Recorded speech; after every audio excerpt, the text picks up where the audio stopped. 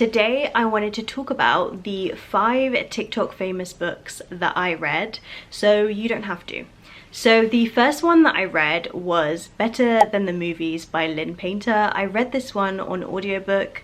So this one follows Wes and Liz, and they are not friends in the slightest, but Liz needs Wes's help to kind of capture the interests of her childhood crush Michael, and so you get to see them scheming together to see how she could get Michael as a prom date.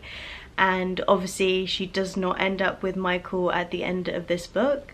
It was really fun, and the format was very reminiscent of like old school 90s romance movies.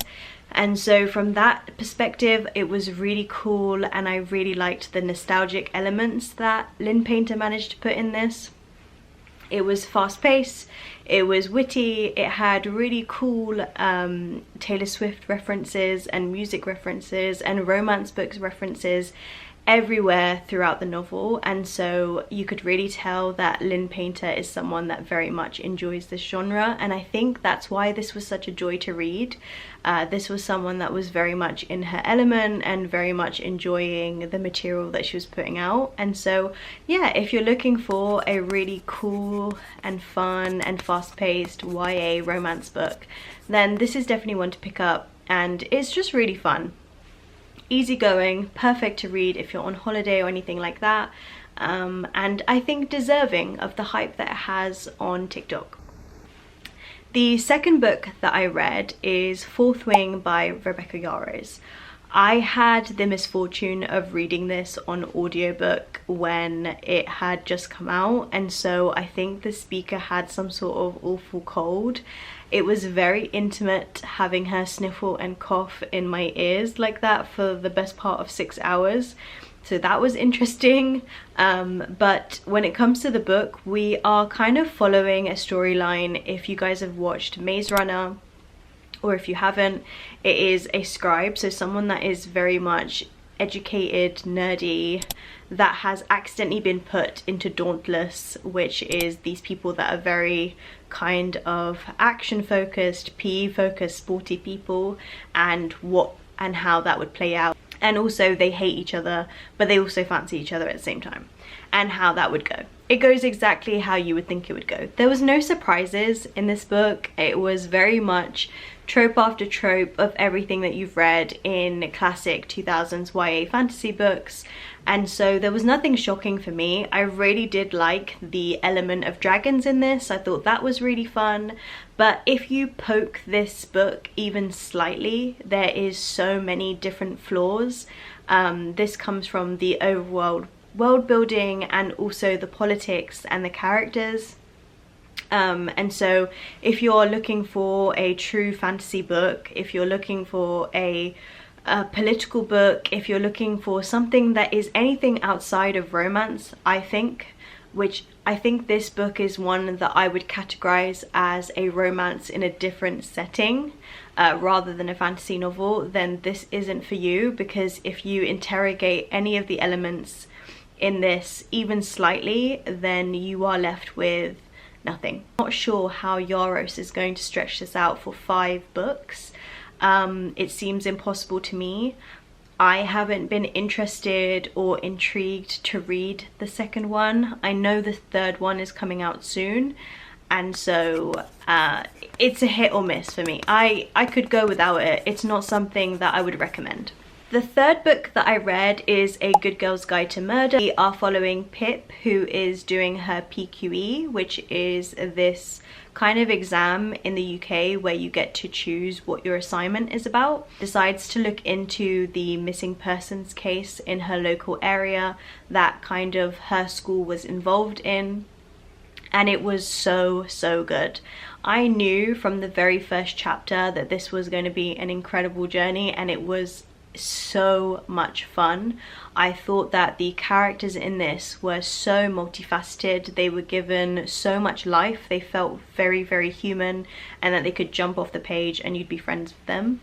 I think that the author does a really good job of looking at what the criminal justice system does and how it acts in these kinds of situations and who is given grace from the system and who isn't, especially in the context of South Asian people in the UK. I think that the friendship between Pip and Ravi and just their closeness and the love that ends up happening between them is so fun, and I highly recommend.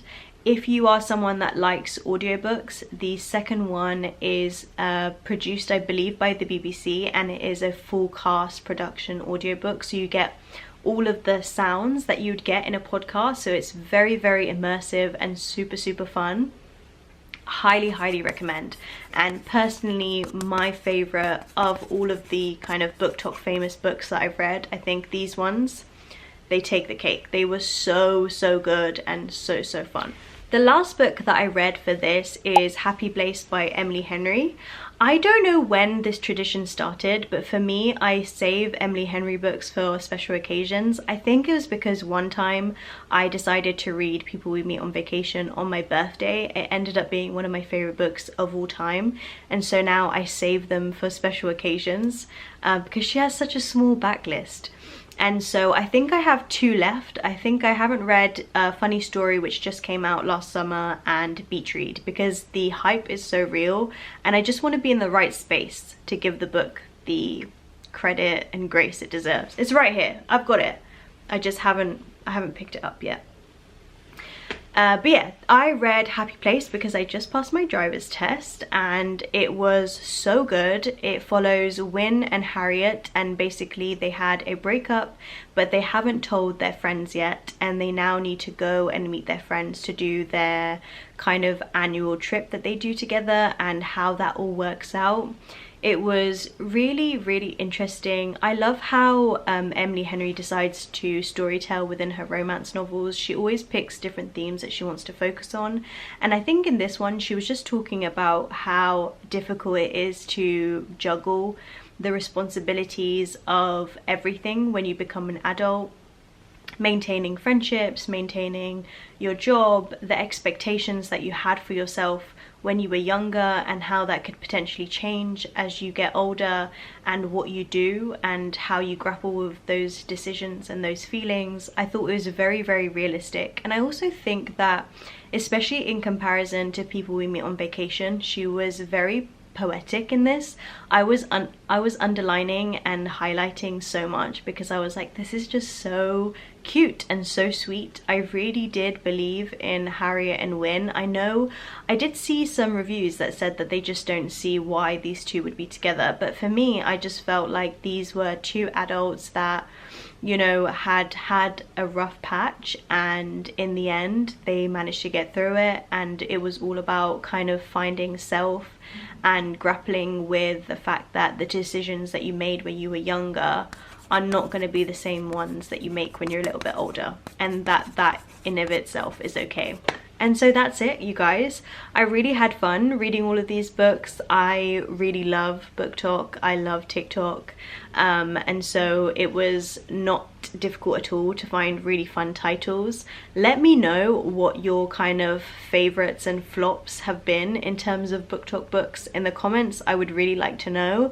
I think for me, the worst BookTok book I ever read, was The Shadows Between Us. I can't remember who the author is, but it was diabolically bad. I've never read a fantasy book so awful in my life. So let me know what your faves and flops have been, and we will discuss in the comments. Thank you so much for watching. I'll see you next time. Bye guys!